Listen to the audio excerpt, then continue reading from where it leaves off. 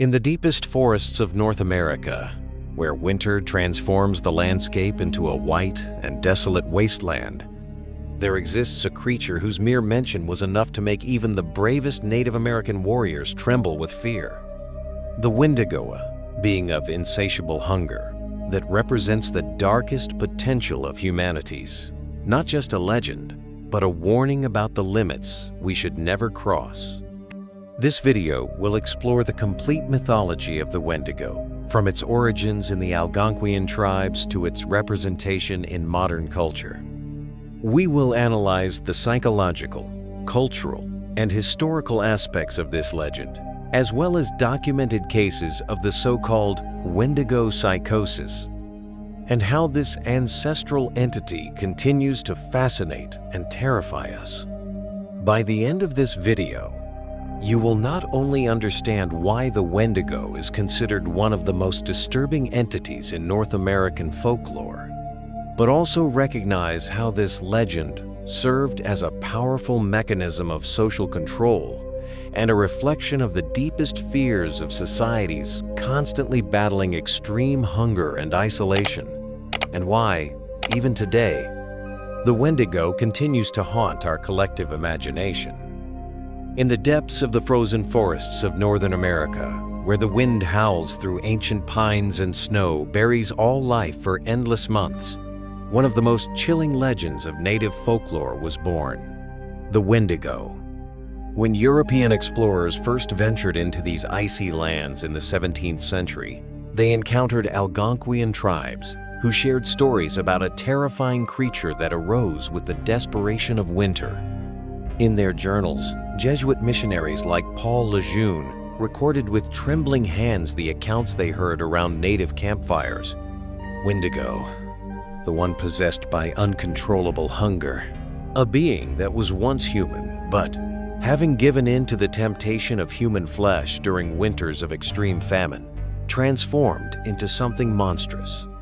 With each piece of flesh consumed, the Wendigo grew, but so did its hunger, a curse of insatiable desire.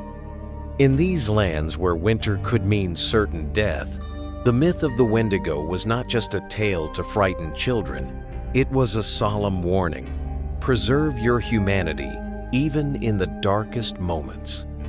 On long winter nights, when food supplies ran low and hunger clawed at the community's insides, the skeletal figure of the Wendigo lurked in people's minds as a reminder of what happens to those who prioritize individual survival over the collective good. The environment shaped this legend. The oppressive silence of the snow, the endless whiteness that confuses the senses, the cold that freezes thoughts, all of it created the perfect setting for the birth of an entity that embodies not just cannibalism, but the madness that isolation and extreme hunger can bring. Today, the Wendigo remains a testament to the ancestral wisdom of the Algonquian People's myth that not only terrified but taught and protected entire communities during the darkest moments of the boreal winter. The Wendigo is traditionally described as a terrifying entity, characterized by its skeletal and emaciated form, despite its insatiable appetite. Its supernatural height, often reported to exceed 5 meters, allows it to move effortlessly among the trees of the boreal forests. Its disfigured face features deeply sunken eyes that glow with malevolence, grayish skin stretched tightly over protruding bones, and a disproportionately large mouth filled with razor-sharp fangs, perfectly adapted to tearing human flesh. The transformation from human to Wendigo occurs gradually after the taboo of cannibalism is broken. First, the victim develops a high fever and a strong aversion to normal food. Their lips begin to crack and bleed, while the body wastes away drastically. As the curse progresses, the bones stretch painfully, the skin hardens, and human empathy disappears, completely replaced by an uncontrollable hunger for human flesh. Among the Wendigo's supernatural abilities are immense strength, impressive speed despite its size, the ability to mimic human voices to lure victims, extraordinary resistance to cold, and, in some accounts, Spiritual possession powers, known as Wendigo psychosis.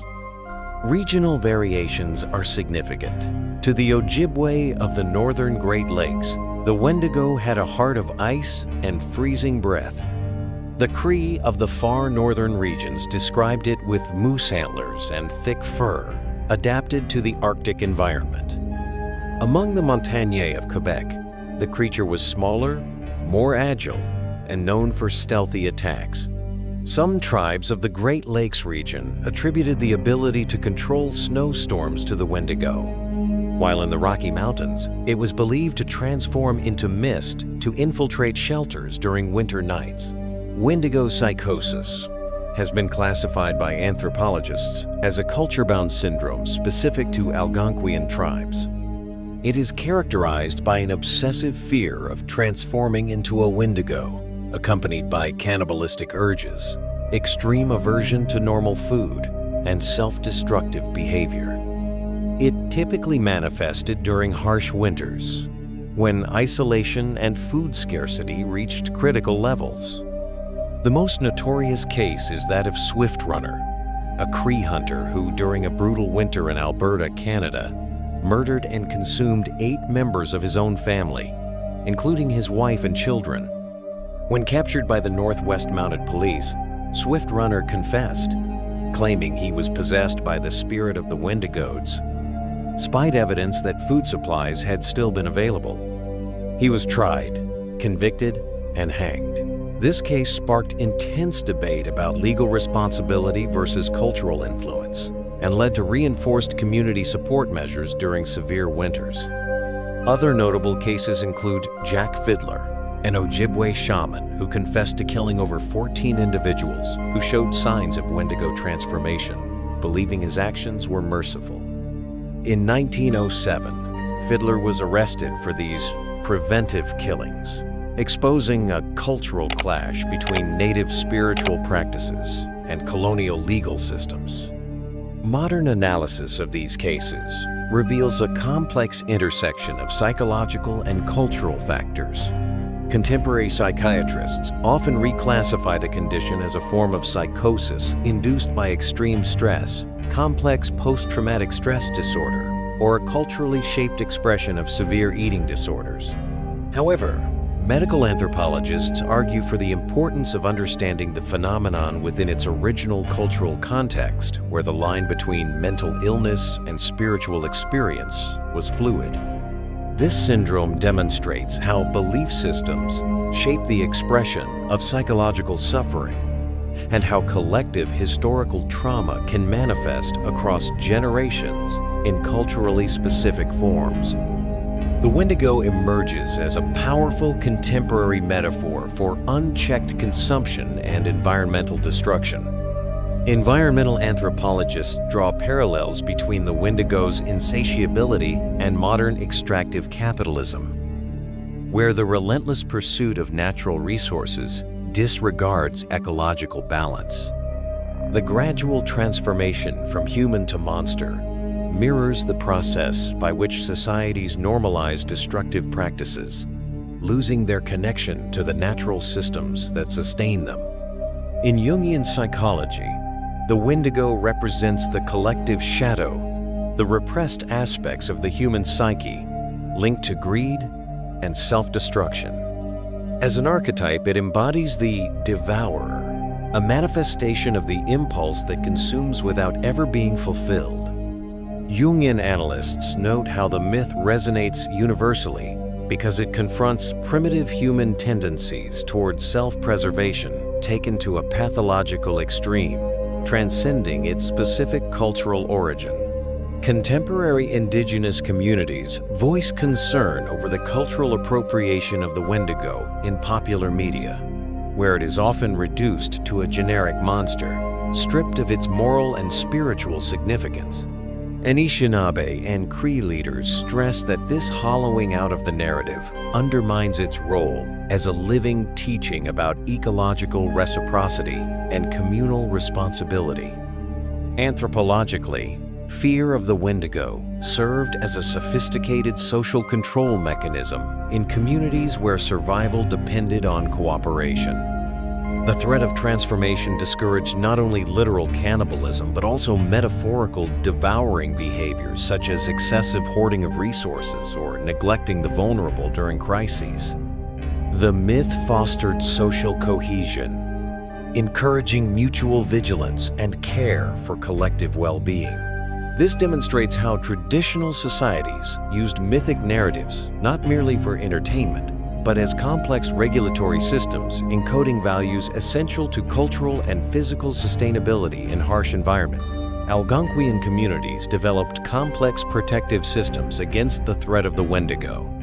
Preventive shamanic practices included seasonal ceremonies held at the start of winter when the risk of Wendigo encounters increased. These rituals involved specific dances mimicking the movements of predatory animals, symbolizing strength against hunger.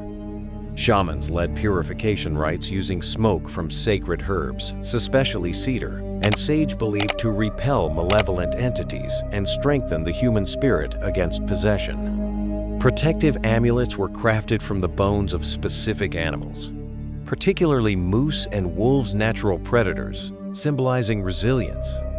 Small pouches containing herbs, tobacco, and fragments of birch bark inscribed with protective markings were carried as talismans. Protective songs, passed down through generations, were sung during solitary travels through the winter forests, believed to emit specific vibrations that repelled the Wendigo's presence. When someone showed early symptoms of Wendigo psychosis, tribal healers intervened with treatments that combined physical and spiritual elements. The afflicted person was isolated in specially constructed tents where they underwent purification rituals with medicinal steam. Cree healers used infusions of specific roots to induce vomiting and expel the invading entity. Collective ceremonies were also held, where the community gathered in a circle around the individual, chanting healing songs for consecutive days. To destroy a fully transformed Wendigo, specific methods were prescribed. It was believed that only weapons made of silver or copper could harm the creature, and its heart of ice needed to be melted in fire to prevent regeneration. Among the Ojibwe, only specific shamans known as Wendigo killers possessed the knowledge to perform this dangerous ritual, which involved spiritual traps made from circles of sacred wood ash and birch stakes. Rare accounts of captured Wendigos describe their imprisonment in deep caves sealed with specific symbols, where they were to remain until 4 complete generations had passed. The Wendigo has powerfully re-emerged in contemporary imagination, transcending its cultural origins to become a globally relevant metaphor. In an era marked by climate crises and unsustainable consumption, this ancestral figure finds renewed resonance as a symbol of the dangers of excess and disconnection from the natural world. Environmentalists and indigenous social theorists often invoke the spirit of the Wendigo to describe predatory economic systems that sacrifice ecological balance for immediate gain. Preserving this tradition carries immense cultural and educational value. For educational institutions, the myth offers a powerful pedagogical tool, connecting ecology, ethics, and sustainability through engaging storytelling. For Algonquian communities, revitalizing these stories strengthens cultural continuity and helps transmit traditional knowledge to younger generations, contributing to indigenous intellectual sovereignty movements. In modern-day indigenous communities and reservations, the legend evolves in dynamic ways. Young Ojibwe, Cree, and Métis artists reinterpret the Wendigo through digital media, podcasts, and graphic novels, adapting the traditional narrative to explore contemporary issues such as addiction, intergenerational trauma, and cultural identity crises. Linguists collaborate with elders to document regional variations of the story, preserving endangered dialects through these powerful oral traditions. As a universal symbol, the Wendigo transcends cultural borders by representing the darker aspects of human nature, our capacity for self-destruction.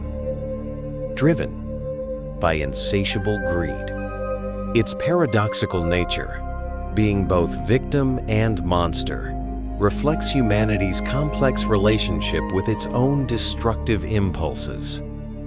In a world facing multiple existential crises, the Wendigo persists as a potent archetype, warning us of the devastating consequences of unchecked appetites, whether personal or collective, reminding us that our choices may shape us into the very thing we fear most. And so, we reach the end of our journey through the frozen forests where the Wendigo still walks. From its ancestral origins in Algonquian tribes to its modern cultural resurgence, this creature continues to fascinate and warn us about dangers lurking not only in dark woods, but within our own hearts. As winter approaches and the nights grow longer, you may find yourself thinking of this legend during a solitary walk, or while hearing the wind howl against your window. Remember, the myth of the Wendigo has endured for centuries, not merely because it frightens, but because it holds fundamental truths about our humanity. If this video sparked your curiosity about indigenous mythologies or legendary creatures, don't forget to check out our other content exploring the rich folklore of the Americas. Hit the notification bell to stay updated on our next videos, and share this story with those who also appreciate the mysteries of the supernatural. And next time you feel an inexplicable hunger or hear your name whispered in the forest on a cold winter's night, be careful. It might just be your imagination. Or maybe, just maybe, it's the Wendigo reminding us that some hungers should never be fed. Until the next mystery, let us know in the comments which ancestral legend you'd like us to explore in our next video.